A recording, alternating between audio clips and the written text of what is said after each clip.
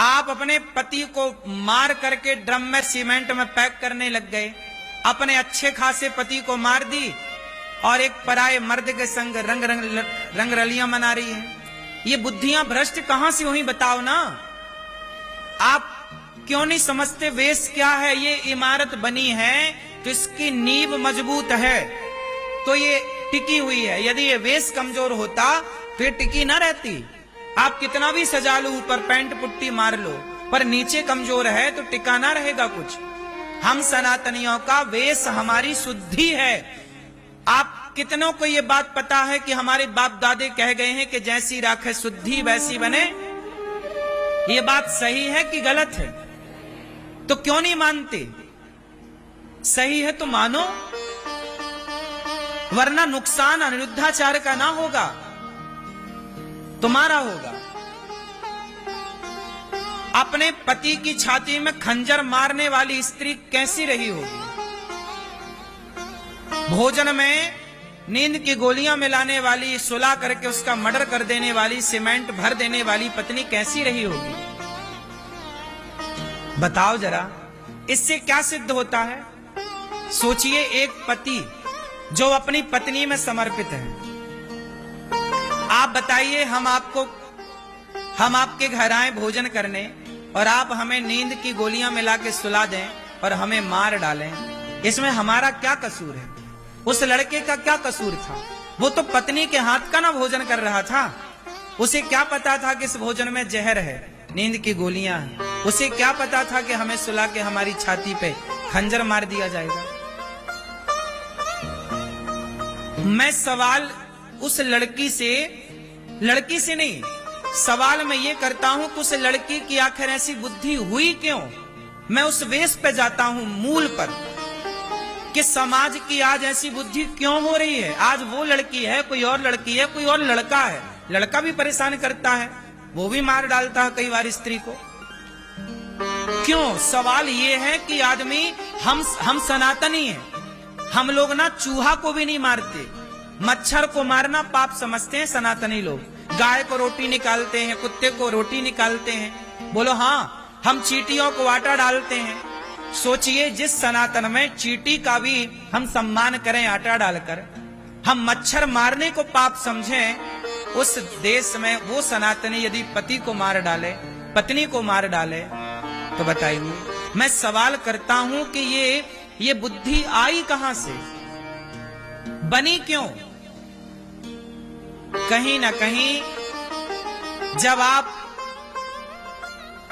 सत्संग से हट जाते हैं, आप जब चरित्रहीन हो जाते हैं। वो लड़की क्या थी? चरित्रहीन हो गई ना, गैर मर्द के साथ घूम रही है, अपने पति को हटा दिया रास्ते से। ये गैर मर्द के साथ, अच्छा बताओ, सीता मैया रावण के साथ चली गई, चुरा के ले गया। रावण ने इतना लोभ दिया, रावण तो सोने की लंका का मालिक था कि नहीं? क्या बोलता रावण? सीता तुम मेरी पत्नी बन जाओ, मंदोदरी तुम्हारे पांव दबाएगी। मंदोदरी रानी है लंका की, वो पांव दबाएगी। सोने की लंका थी रावण की। ऐसे आजकल की कुछ स्त्रियां तो रावण को देख लें तो कहें हमें ले चल चुरा के, हम तैयार हैं। आज तो खुद लोग भाग के उसके विमान में चढ़ जाएं। आज यदि रावण होता तो उसे चुराना ना पड़ता, ये कुछ स्त्रियां दौड़ दौड़ के चढ़ती उसके विमान में। नहीं, लेकिन सोचो माता सीता के बारे में कि सोने की लंका में रहकर आ गई माता सीता। इतना उसने प्रलोभन दिया, इतना प्रलोभन दिया, लेकिन धन्य है, ये नारियों को सीखना चाहिए कि सोने की लंका को लात मार के वनवासी राम के संग रहने सीता मैया आ गई। पति कितना गरीब हो, लेकिन नारी को कभी अपने पति का त्याग नहीं करना चाहिए। ये सीता मैया ने करके दिखाया है। अब बताइए, ऐसी नारियां जिस देश में हुआ करती थी कि लंका को लात मार के और वनवास में रहने वाले राम को अपनाएं, वरना सीता मैया का भी मन डोल जाता इतना धन देखकर। इसलिए मेरी मां, अपना धर्म ना जाने देना। तुम्हारा धर्म क्या है? पति के साथ रहना। तुम्हारा धर्म क्या है? तुम्हारे दोनों कुलों की मर्यादा। नारी जो होती है ना, मर्द गलती करता है, पुरुष गलती करता है, उसे दंड भी मिलता है, लेकिन समाज की दृष्टि नारियों पर ज्यादा है,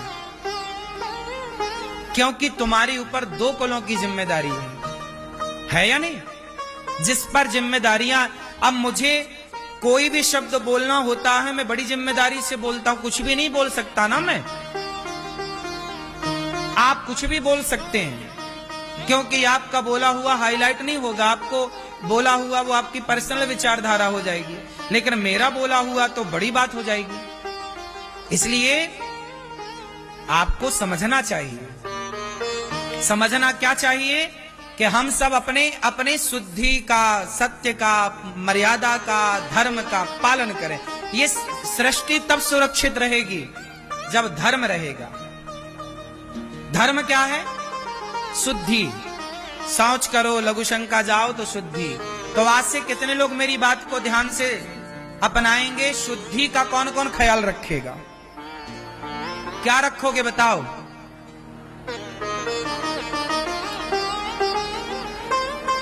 बोलो मेरी मां।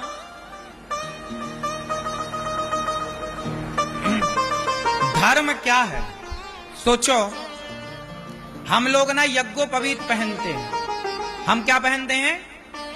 जनेऊ। जनेऊ सुना? जनेऊ, यज्ञोपवीत जानते हो? हम लोग यज्ञोपवीत पहनते हैं। हम लोगों को कितनी भी जोर की सुस्सू आए, जब तक कान में 3 बार लपेटे ना यज्ञोपवीत, तब तक लघु शंका नहीं करते। सोचिए, हम लोग लघु शंका भी करते हैं तो एक धर्म के यज्ञोपवीत में बंध करके लघु शंका करते हैं। मतलब हम लोग लघु शंका भी कर रहे हैं तो धर्म के बंधन में बंध के कर रहे हैं। बोलो हाँ। बैठ के करते हैं, खड़े होके बैलों की तरह नहीं। अक्ल नहीं है कि लघु शंका कैसे करनी, नहीं है। अब आप ना माने आज की आधुनिकता में, तो हम क्या करें? लघु शंका खड़े होके नहीं करनी चाहिए। खड़े होके बैल, जानवर करते हैं। मनुष्य हो ना? क्या हो आप लोग? क्या हो आप लोग? हाँ, तो मनुष्य कब बनोगे? जब मनुष्य का आचरण अपनाओगे।